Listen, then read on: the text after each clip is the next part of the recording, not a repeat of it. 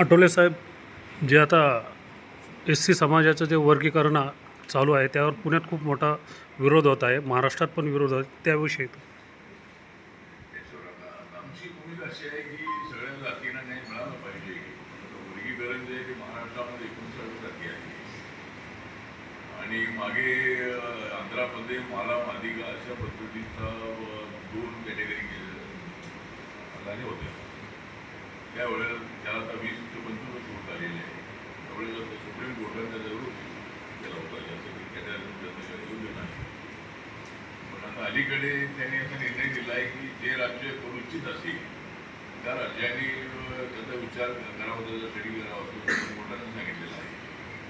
त्याप्रमाणे महाराष्ट्र सरकारने एक समिती नेमलेली आहे.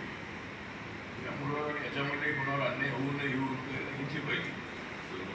बौद्ध समाजामध्ये शिक्षणाचं प्रमाण मोठं आहे आणि चर्मकार समाज, उभया समाज अशा काही लोकांनी त्याला विरोध केलेला आहे.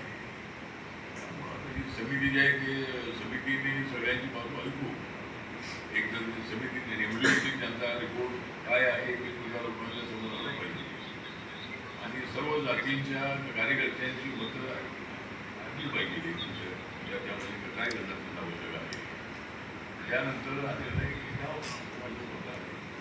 अन्याय होऊ नये ही भूमिका माझ्या पक्षाची आहे. आपला पक्ष हा एका जातीचा पक्ष नाही.